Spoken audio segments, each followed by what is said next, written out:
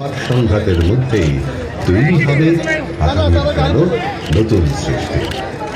40 বছরের আমাদের জার্নি ঘটনাবহুল এবং খুবই ইতিবাচক, কারণ প্রেস ক্লাব মূলত একটা সোশিও কালচারাল অর্গানাইজেশন, মানে সামাজিক এবং সাংস্কৃতিক সংস্থা।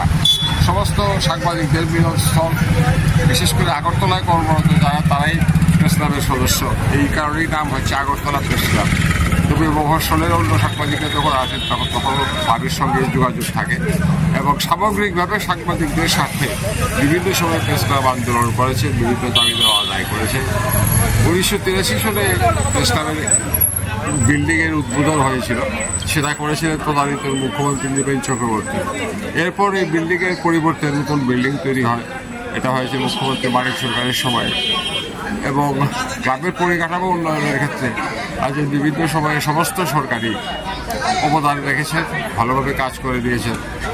আর এটা হচ্ছে একটা মিলনস্থল, বিশেষ করে সাংস্কৃতিক মিলন কেন্দ্র বলা যেতে পারে। ক্লাবের পক্ষ থেকে বিভিন্ন অনুষ্ঠান করা হয়, অনেক শিল্পী, সাহিত্যিক, সঙ্গীত শিল্পী সবাই অংশগ্রহণ করে। আর ক্লাবের স্বার্থে সাংবাদিকতা এবং সাংবাদিকদের স্বার্থে প্রেস ক্লাব সবসময়ই সক্রিয়। তো বিগত 40 বছর যে অতিবাহিত হয়েছে সেটা অত্যন্ত আনন্দ এবং সুখের মধ্য দিয়েই অতিবাহিত হয়েছে, এ বিষয়ে কোনো সন্দেহ নেই। ক্লাব যখন গঠিত হয়েছিল, একটা সংবিধান এর খসড়া তৈরি হয়েছিল, কয়েকজনে মিলে করেছিলেন। তারপর 2001 সালে এই পুরো সংবিধানটা আমার নিজের হাতেরই লেখা। বর্তমানে যে সংবিধান আছে সেই অনুযায়ী কাজ চলছে, যদিও এই সংবিধানের আরও কিছু সংশোধনী প্রয়োজন। বর্তমানে যারা ক্লাব পরিচালনার দায়িত্বে আছেন তারা নিশ্চয়ই বিষয়ে উদ্যোগী হবে আমি আশা রাখি। আর ক্লাবের যে সমস্ত নির্বাচিত কমিটি কাজ করেছে, সবাই ক্লাবের উন্নয়ন কল্পে বিভিন্ন অবদান রেখে গেছে, বিভিন্ন কাজ করেছে। তার মধ্যে হয়তো কোনো কমিটি বেশি কাজ করছে বা কোনো কমিটি একটু কম কাজ করেছে, কিন্তু সবাই একটা অবদান রেখে গেছে, সবাই এটা লেখা থাকবে ক্লাবের ইতিহাসে। আমি 2বার ক্লাবের প্রেসিডেন্ট ছিলাম, চেষ্টা করেছি ক্লাবের উন্নয়ন গল্পে কিছু কাজ করার জন্য।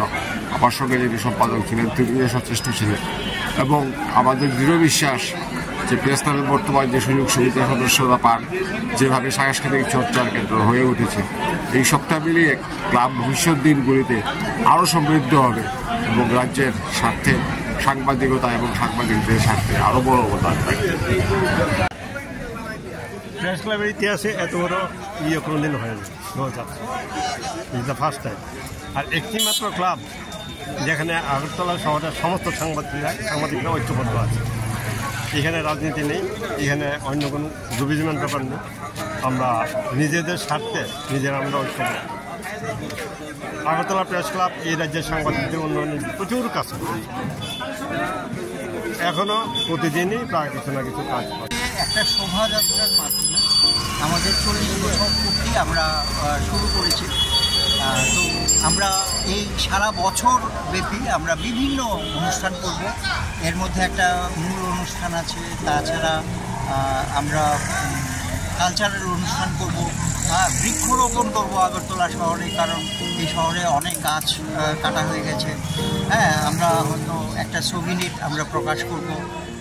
তো এইরকম বিভিন্ন কর্মসূচি আছে। প্রেস ক্লাবের সৃষ্টির সময় থেকে যে সমস্ত সাংবাদিক রচনা হয়েছে, আজকে আমি শ্রদ্ধাশীল, তার মধ্যে ভূপেন দত্ত বলি অন্যতম। তিনি শুধু সাংবাদিক হিসাবে আমরা জরুরি অবস্থায় জেল খেটেছেন, এদের সবাইকে আমি শ্রদ্ধাশীল